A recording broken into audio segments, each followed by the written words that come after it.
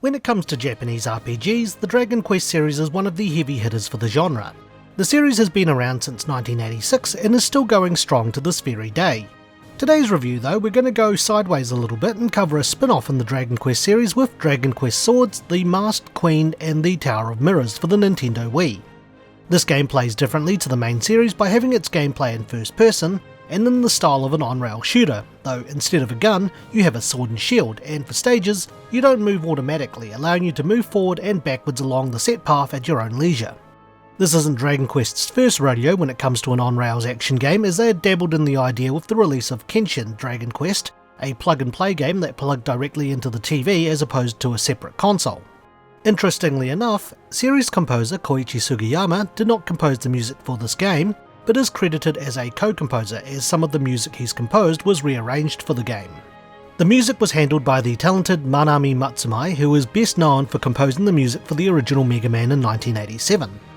The other two key players in the Dragon Quest series, creator Yuji Horii and the artist, the late Akira Toriyama, contributed as gameplay designer and artist respectively. Dragon Quest Swords is set in the land of Avalonia, and you play the role of a young man who is the son of Claymore, a warrior who 5 years earlier defeated the evil Xiphos the Deathbringer alongside his companions. The game starts off at a swordsmanship festival commemorating the 5th anniversary of the defeat of Xiphos, as your character, whom you can name, learns the basics of gameplay by sparring against Master Dao, Claymore and your character's teacher, in the way of the sword.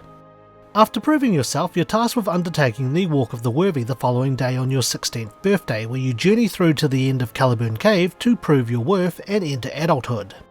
On the day of the journey, you head up to the castle to find that the Queen, who traditionally holds an audience with the person undertaking the walk, isn't wanting to see anyone, puzzling even her son, Prince Andless.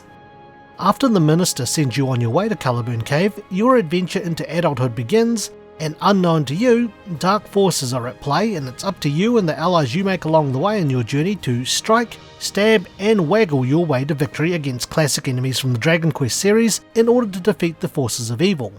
But is the game any good? Find out in The Good. In terms of gameplay, this game is quite solid and makes excellent use of the Wii's motion controls.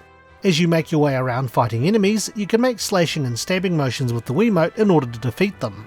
The game does allow you to use your cursor to select and lock a part of the screen to focus on, which is really handy for enemies that appear on certain parts of the screen. The lock isn't permanent, so it will disappear after a short amount of time. When enemies attack, you can block those attacks with your shield, or for certain attacks deflect them away or right back at your attacker with a well-aimed sword slash, or in the case of a certain enemy, a thrust. Shield durability is very important, as over time, as you successfully block attacks, your shield will take damage and start to fall apart. You can find or purchase an item to restore the durability, which you'll be needing to do in later levels which are longer, as well as having enemies that hit harder. On your journey, you can also be accompanied by allies who can provide support or attack enemies with you.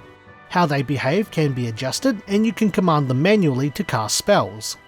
As you go around defeating monsters, you and your ally will gain experience and can level up, with you being able to do more damage and your allies learning new spells, as well as both of you having your health go up.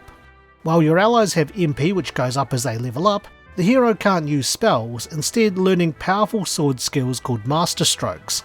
A gauge under the hero's health fills up as he fights, and he can then use a Master Stroke when the gauge reaches 100%. Your hero can learn new Master Strokes whenever he tempers or gets a new weapon, with each strike requiring you to make a different Wiimote gesture to charge up. One Master Stroke is story related and is unlocked through progression. The hero can get items, money, mini medals, and materials from enemies in chests, or under rocks or in grass on the field, and materials can be used to upgrade the hero's sword through tempering. Mini medals can be exchanged for special items, and gold can be spent on armour, items, and for weapons and weapon tempering. Spending gold in shops may also get you a tombola ticket, which you can redeem at the item shop, where you can use the Wiimote to spin the lottery drum to have a chance of winning a prize. Outside of the story, past areas can be replayed in order to level up and get materials and items, which you will be doing a lot of. At the end of each area, you're graded on your performance based on how fast you went through the level, as well as your accuracy with hitting enemies, defending, and how many enemies you were able to defeat out of the enemies that you've encountered. You can leave a stage at any time, and even if you're defeated in a stage, you will still retain the experience, but will lose half the money that you have on you and any items that you had picked up. The game also has a couple of mini-games which I thought was pretty fun, and hats off to the person that came up with Slime Crisis as a name for one of them.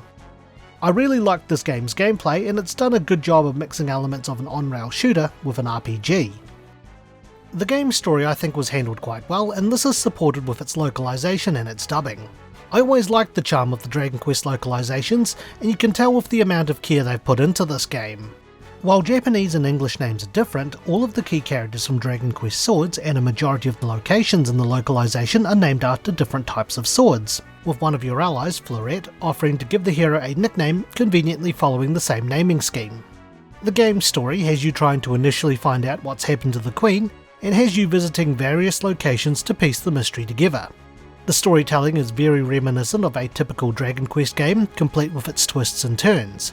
I can't spoil much more about the story since it's one of those things you need to experience, but I think that while the story is handled well, its presentation is where it shines. The game does have its share of issues, so let's explore those in the bad.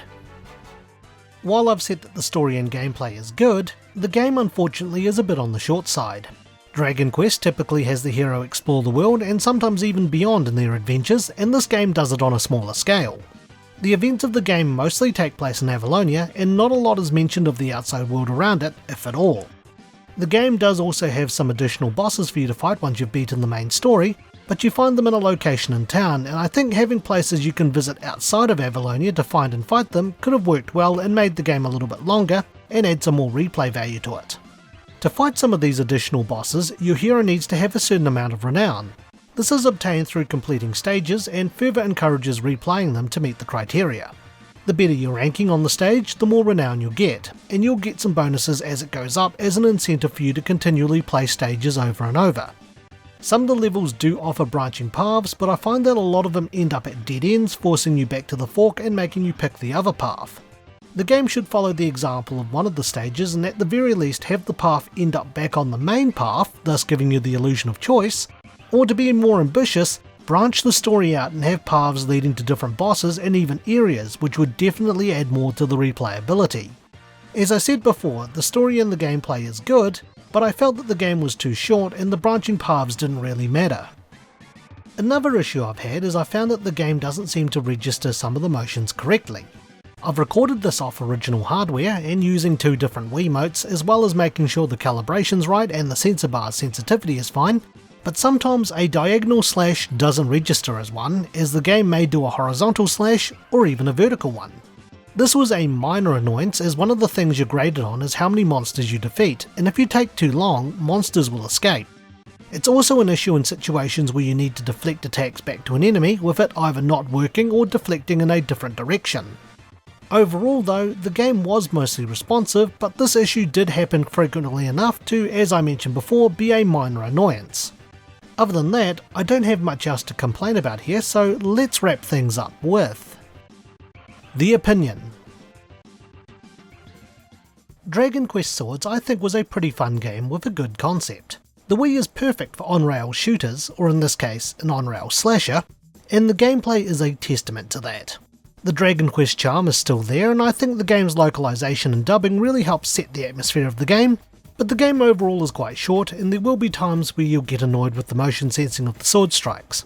Is it worth playing? Definitely. I think this game is often overlooked or forgotten about, and if you're a fan of Dragon Quest, or if you want to try something different in terms of gameplay for the Wii, then I'll think you'll have fun with this game.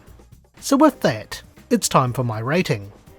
I would give Dragon Quest Swords, The Masked Queen and the Tower of Mirrors a slime out of 10. Thanks for watching, and stay tuned for the next Infinite Backlog review. If you enjoyed today's review, feel free to check out some of our other videos and subscribe for more. You can also follow us on Twitter, Instagram and our Facebook page. Once again, thank you for watching.